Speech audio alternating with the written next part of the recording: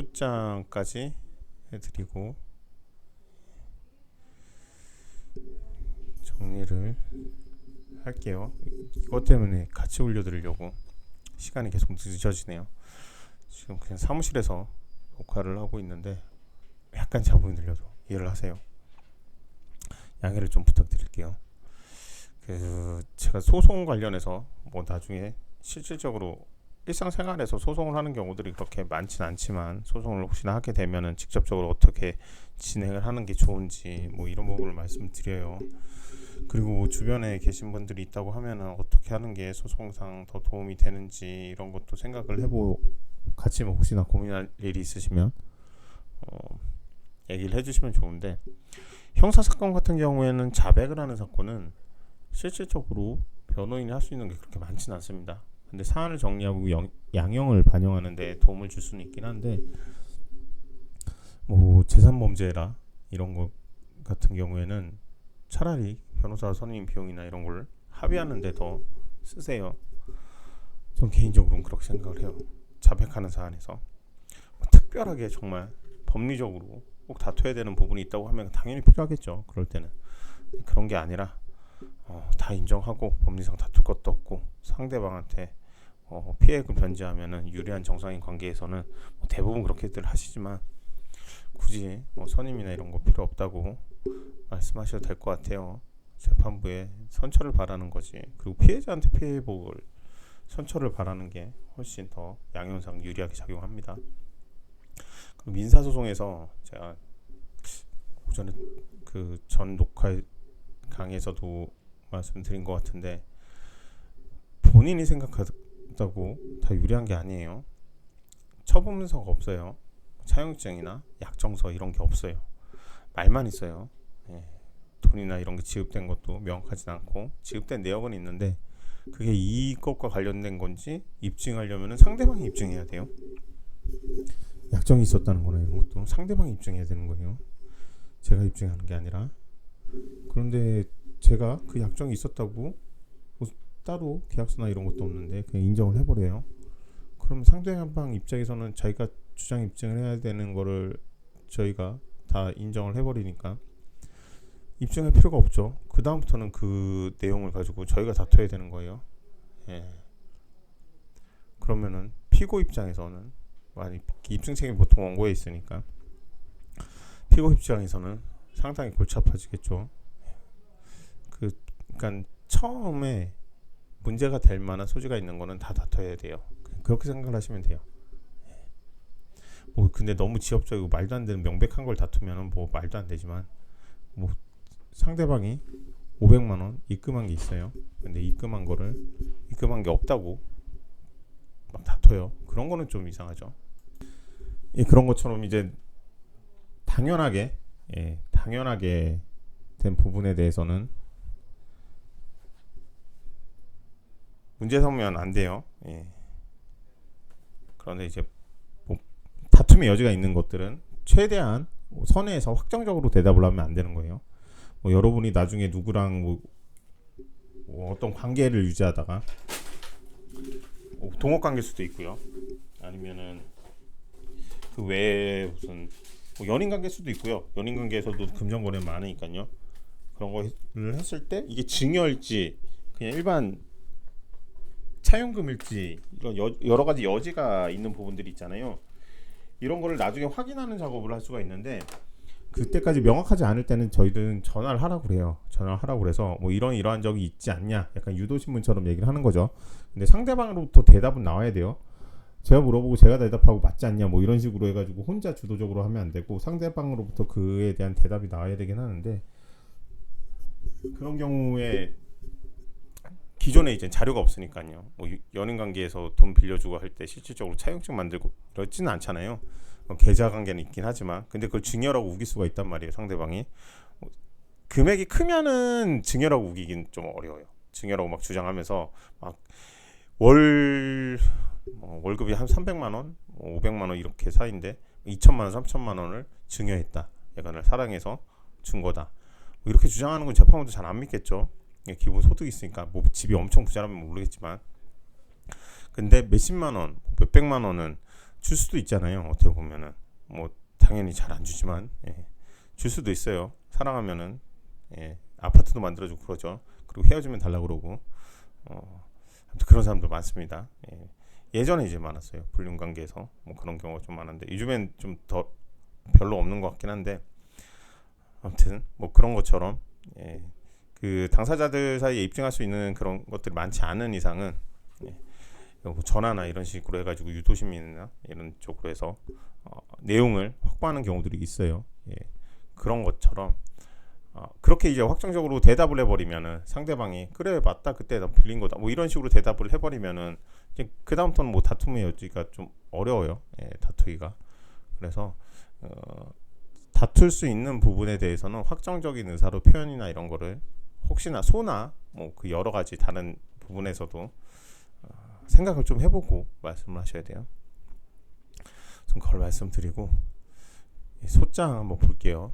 그냥 가장 기본적인 거에서 따로 말씀을 드린 거예요. 소장은 여러분들이 뭐 할 수 있는 건 저는 이게 법인과에서 대리운으로 들어가는 거예요. 여러분들은 그냥 직접 여러분들 당사자로 들어가니까 이런 게 필요가 없을 거예요. 사건명 이거 뭐 많습니다. 가등기 말소부터 해서 기억력 순이에요. 뭐 여러 가지 되게 많죠. 집행판결, 해금 무효 확인, 뭐 임금, 양수금, 약정금, 신용카드 이용대금, 수표, 어음금 뭐 이런 것처럼 되게 많아요. 물품 대금. 가장 기본적인 게 이런 거겠죠. 건물 인도, 임대차 관련해서 매매 대금, 뭐 기타 금융 대여금 이런 거. 그리고 손해배상. 손해배상 옆에 있는 게 뭐 은은 의료 사고, 뭐 자는 자동차 뭐 이런 거예요. 보통 기타로 그냥 들어가면 돼. 손배 모르겠으면 이런 걸로 하면 돼요. 그렇게 해가지고 임금 이런 거 임대차 보증금 이런 식으로 안 되면 그럼 여기에 없는 것 같다. 그러면 기타로 그냥 하셔도 돼요. 우선 가장 기본적인 대여금을 기준으로 해서 들어가 볼게요. 그럼 재산권 청구잖아요. 비자재산권 청구 아니죠. 금액으로 딱 정리가 되는 거니까요. 소가가 있어요. 소가는 빌린 금액이죠. 이거는 제가 얼마 전에 썼던 소가 같네요. 우선 금액이 뭐 2천만 원이다. 2천만 원이면 소액 사건이니까 그냥 단독 사건 한번 써볼게요. 한 5천만 원 할까요? 이런 식으로 적습니다. 여기는 부천, 저희가 관할이 부천이죠. 가톨릭대가 부천 지원으로 해서 저장을 합니다. 원고 저번에 말씀드렸죠. 원고 피고가 주소지 관할 이쪽으로 하시면 돼요. 뭐 그렇지 않더라도 할 수는 있는데 일반적으로 그렇게 합니다. 그렇게 하고 이렇게 저장을 합니다. 그런 다음에 당사자를 입력해요. 당사자는 원고 피고가 있죠. 당사자 수가 많은 경우에는 따로 파일로 등록할 수도 있고요. 미성년자의 경우는 피고의 대리인으로 입력을 하는 경우들이 있고요. 등록하는 게 있어요. 그 선정 당사자는 보통은 여러분들이 해당은 없어요. 여러 명일 때 당사자를 한 명으로 좀 대표로 해서 정하는 경우들이 있어요. 주민등록번호는 좀 적긴 그러니까 여기는 제 이름을 적을게요. 제가 지금 들고서 하는 관계라 좀 느려요. 당사자는 제 이름을 적었고 이렇게 주소를 입력하는 게 있어요. 그러면 저희 사무실 주소로 할게요.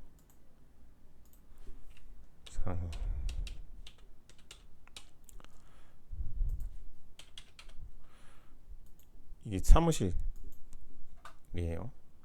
확인하고 이렇게 저장을 하면 돼요. 뭐 연락처 저장해도 되고요. 저장 안 해도 되고요. 보통 이제 주민등록번호 같은 거 다 적어요. 적는데 오늘은 그냥 보여드리기만 하는 거니까 적진 않을게요. 이러면 등록이 됐어요. 여기 나와 있죠. 피고는 똑같아요. 근데 법인으로 하는 경우들이 있어요. 법인으로 하는 경우에는 뭐 사업자 등록번호, 법인 등록번호 이런 거. 당사자는 당연히 뭐 주식회사 누구 어디 뭐 이렇게 적겠죠. 대표자는 보통은 대표이사가 있어요. 대표이사가 없으면은 뭐 이사 뭐 이런 식으로 해서 대표자 이사 누구 뭐 이런 식으로 해서 적으면 돼요. 일단 대표이사 누구 이렇게 적고 그 다음에 저는 그냥 개인으로 하고 성명 불상으로 할 거예요. 주소 모르는 경우에요.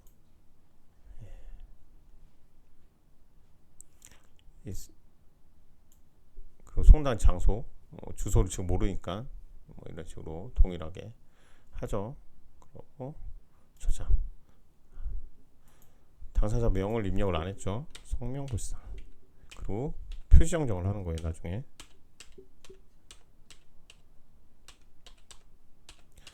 이렇게 하면은 저장이 돼요. 이름은 성이고 명불상이에요. 아니, 성은 성이고 이름은 명불상이에요. 그런 식으로 저장을 하면은 피고가 됩니다. 대리인이 있죠. 예, 저희 대리인은 접니다. 예, 이런 식으로 저장을 해요. 그 다음에 저장.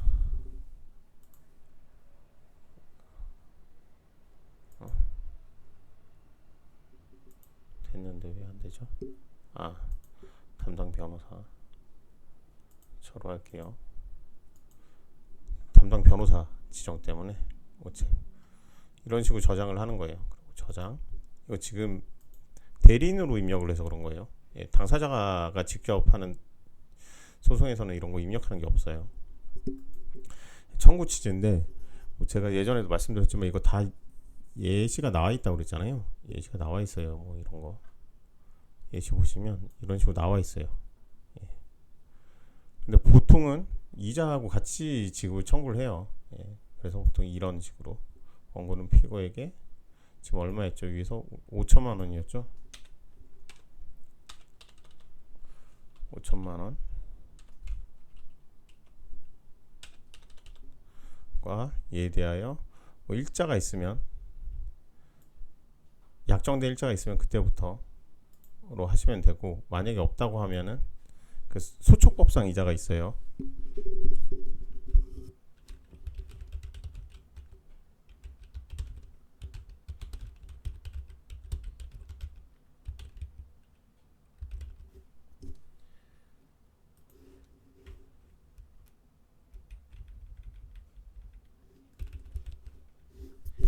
이런 식으로 해서 12%가 지금 소촉법상 이자예요. 연 12%. 이게 1이에요. 이게 가장 기본형이에요. 근데 보통은 소송 비용을 상대방한테 청구를 하죠.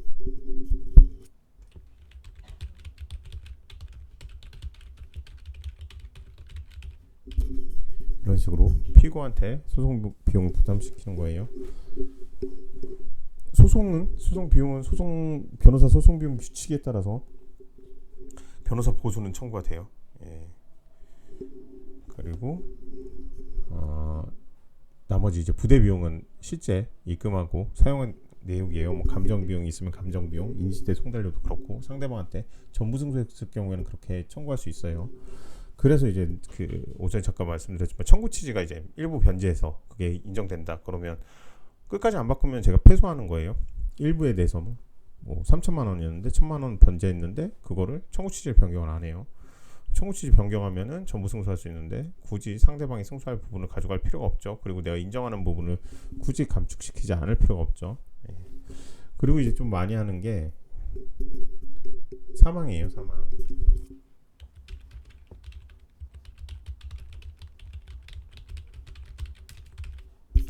이런 내용을 기재를 해줘요. 가집행이라고 해요. 진짜 집행은 아니고 가짜로 집행하는 건데 그걸 할 수 있다고 합니다.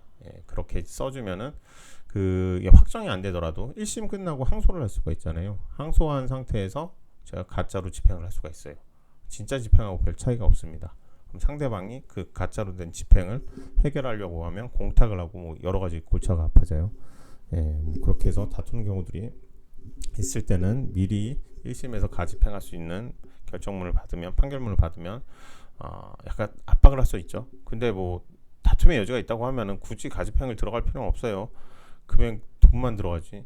상대방이 압박한다고 해서 이게 만약에 집행 정지하고 나중에 손해가 발생하면 그 손해까지 물을 수도 있어요. 그래서 명백한 게 아니면은 좀 심사숙고할 필요는 있습니다.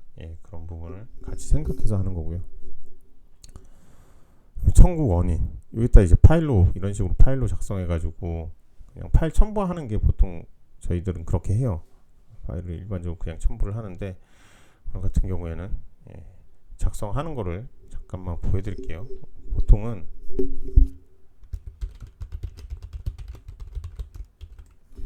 이런 식으로 해서 당사자의 관계를 약간 적어줘요. 원고하고 피고는 누구다, 뭐 어떤 사이였다.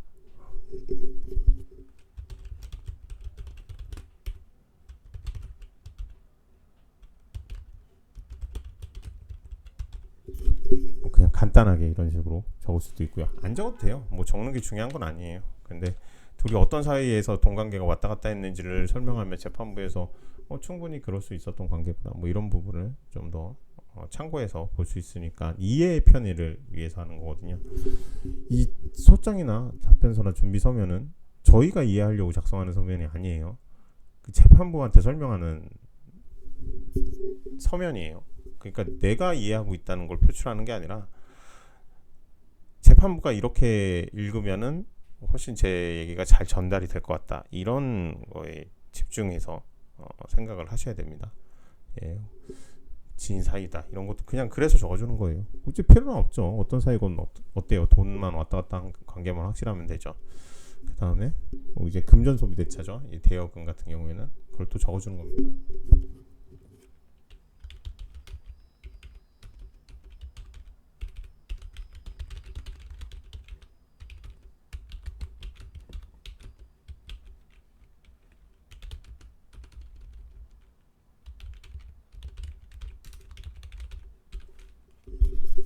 이제 이 사이에는 뭐 내용이 되겠죠. 그리고 5천만 원도 들어갈 거고요. 피고는 원고에게 이건 2021년 10월 1일경이라고 그냥 예를 들어 쓴 건데, 뭐 1일에 빌려주고서는 뭐 돈 안 갚는다고 이렇게 소송을 들어갈 리는 없죠. 보통 이제 한 20년, 한 1년 정도 지났는데 안 갚는다 그랬을 때 이렇게 지급을 받았는데 그 다음에 뭐가 들어갈까요? 채무 불이행한다고 그러겠죠. 채무를 이행하지 않아, 변제하지 않아, 뭐 이런 내용이에요. 이행 뭐 이런 내용이 들어갈 거예요. 이거는 지금 그냥 보면서 말씀드리면서 설명하느라고 이렇게 쓴 거고, 이렇게 지급을 받았는데 대여한 거다, 대여하였습니다, 이렇게 쓸 수도 있고요. 근데 몇 월 며칠까지 지급하기로 했는데 이행하지 않아 이 사건 청구에 이르게 되었습니다. 뭐 그런 식으로 간단하게 써주면 돼요. 어렵게 쓰실 필요는 없으세요. 예, 그렇게 금전대 소비대차 계약, 그러니까 대여한 내용을 하고 대여를 금을 변제를 언제까지 약정했는데 이행하지 않았다. 그래서 이행을 해야 된다. 상대방한테 이행할 지급 의무가 있다. 이런 걸 적어주는 거예요. 그리고 그러면 이게 저장이 돼요. 그 다음에는 이제 아까 제가 말씀드린 부분들이에요. 여기다 파일 첨부하는 거 입증서류예요. 입증서류. 예. 멀티미디어는 근데 50메가밖에 안 돼요. 그래서 가끔 스캔하는 게 좀 많이 이제 일반 문서는 10메가밖에 안 돼요. 스캔할 게 좀 분량이 많은 게 있어요. 진료기록부 뭐 이런 건, 그런 거는 좀 분할해서 제출하고 그래요. 예. 그렇게 해서 분할해서 제출하면 좀 나눠서 가지번호도 좀 나누고 해요. 아무튼 뭐 그런 경우들은 보통은 이제 대부분 그 법률 전문가한테 맡기시니까 그런 것까지 생각하실 필요 없는데, 차용증 같은 거 간단하죠. 한 장, 두 장 뭐 이런 거, 이걸 여기에다가 스캔해가지고 첨부해 주시는 거예요. 아니면 원래 파일이 있으면 그 파일을 그냥 첨부해 주시면 돼요. 사진 같은 파일도 다 변화해서 첨부해 주시면 됩니다. 그렇게 첨부가 되면은 이거를 등록을 시켜요. 여기 누르시면 그러면 여기 가지번호로 해서 갑질 무효증 이렇게 해서 쭉 내려옵니다. 첨부 서류는 뭐 소송 대리 허기 신청. 법인 같은 경우는 법인 등기사항 정보 증명서가 무조건 들어가야 돼요. 그냥 법인이 원고가 됐든지 피고가 됐든지 원피고가 됐든지 뭐 아무튼 들어가기만 하면은 법인 등기사항 정보 증명서를 발급받아서 꼭 첨부를 해야 된다, 이렇게 생각을 하시고요. 소가계산서 이런 건 안 넣고, 요 담당 변호사 지정서는 제가 법인이니까 지금 이런 게 들어가는 건데, 아무튼 그런 식으로 해서 넣어주면 돼요. 그러면 이제 작성 완료. 만약에 첨부 서류까지 다 넣었다 하면은 작성 완료 이렇게 하면 이제 확인을 해요. 이런 식으로. 그렇죠? 이거는 저거구나. 이런 식으로 뭐 내용은 더 있겠죠. 그리고 입증 자료도 당연히 있겠죠. 그러면은 이상 없다고 확인하면은 확인이 됩니다. 마지막 단계에서 안 할 거예요. 이제 은행 계좌가 있는데 이건 제 계좌가 아니어서 이런 식으로 그건 인지대예요. 인지대. 뭐 납부 당사자 선택하고 납부 방식이나 이런 거 선택하면은 송달료 이렇게 해서 납부를 하시면 됩니다. 이렇게 하시면 끝납니다. 이건 나중에 제가 지울 거예요. 서명을 해서 제출하면 진짜로 제출이 돼요. 그러면은 부천지원에서 뭐냐고 그러겠죠. 뭐 이름만 있고 상대방은 성명불상이고 그것도 변호사 사무실에서 법인에서 제출된 건데 내용은 하나도 없고 뭐 이런 소리를 하겠지만 아무튼 제출할 건 아니니까요.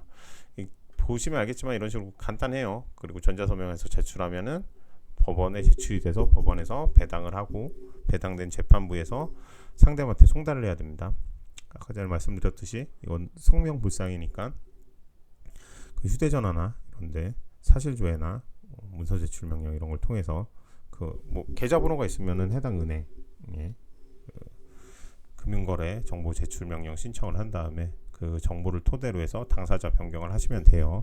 그게 어렵진 않은데 뭐 저희가 맨날 하는 거니까 이제 어렵지 않다고 말씀드린 거고, 처음에 할 때는 이거 뭘 해야 될지 모르시거든요. 그래서 뭘 해야 될지를 오늘 알려드린 거고 이렇게 하면 됩니다. 뭐 어렵지 않습니다.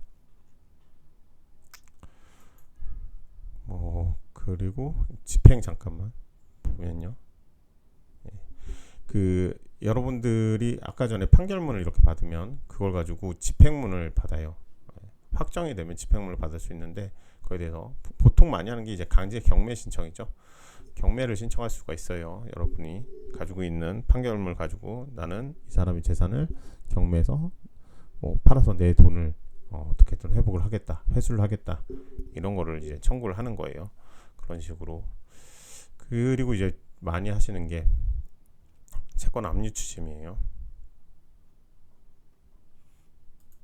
보시면 압류 추심, 압류 전부하고 추심은 내가 가지고 있는 권리가 1,000만 원이에요. 만약에 아까 5천만 원 했으니까 5천만 원 할까요? 5천만 원인데 그 채무자, 그러니까 나한테 돈 빌린 사람이 은행에 1,000만 원씩 막 있어요. 그러면 은행에 내가 대신해서 이 사람을 대신해서 너한테 돈을 받아야 되겠다, 이런 거예요. 근데 전부 명령은 그 해당 은행에 대한 권리가 전부 넘어와요. 그리고 내가 더 이상 그 돈이 있던지 없던지 이 채무자한테 변제 받아야 될 사람한테 더 이상 그 권한을 행사할 수가 없어요. 전부 다 가져옴으로써 그냥 멸실되는 거예요. 뭐 그렇게 생각하시면. 그래서 일반적으로 추심을 해요. 여러분들은 나중에 혹시 내 집행 권한을 가지고 집행을 한다고 하시면 그게 은행권, 보통 은행이니까 은행에 예금이나 이런 걸 하신다고, 채권 압류 추심을 하신다고 생각하시면 돼요. 전부는 잘못했다가 문제가 생깁니다. 그리고 보통 이런 걸 하시고, 부동산에 아마 동산도 부동산만 있네요. 동산이 여기 있나? 그 밖에 집회. 재산 명시 신청 이런 거 많이 합니다. 상대방한테 너 재산이 뭐가 있는지 나와서 말을 해라, 목록을 제출하고 선서를 하고. 그게 뭐 죄를 짓는 건 아니에요. 근데 이제 돈을 갚아야 되는데 어디에 돈이 있는지 모르니까 법원한테 이거를 명확하게 말을 해줘라, 상대방이 집회 갈 수 있게. 이런 절차가 있어요. 그러면 재산 목록을 제출해야 되고, 명시 신청 기일날 와가지고 선서를 해요. 법원에 선서를 하고선 재산 목록에 따라서 제출한 게 내용이 다 맞습니다. 이렇게만 하시면은 다 끝나는 거예요. 뭐 신청 시하 이런 거는 똑같이 시하하고 똑같고요. 재산 명시 신청은 했는데 만약에 제출 안 하고 출석도 안 하고 아무것도 안 하면은 감치될 수 있습니다. 감치가 뭐 특별한 건 아닌데 잡혀 있는 거예요. 그래도 잡혀 있으면 안 되죠. 신체를 뭐 민사 사건인데 신체를 구속하는 거 비슷한 그런 상황이 발생해요. 그러니까 그런 것도 그냥 기일을 변경 신청하시든지 이유를 제시하든지 하시면 돼요. 미리 하시면 되는데 그게 뭐 또 까먹고 있다고 못 하시고 하시는 경우가 있으니까 잘 체크하셔서 혹시나 누가 뭐 이런 거를 한다고 하시면은 기일날 잘 출석하시라고만 말씀하시면 돼요. 이렇게 해서 전자소송은 오늘 강의는 다 마치도록 하겠습니다. 아무튼 이 정도 하면은 전자소송 내용은 크게 대부분 다 보신 거예요. 수고하셨습니다.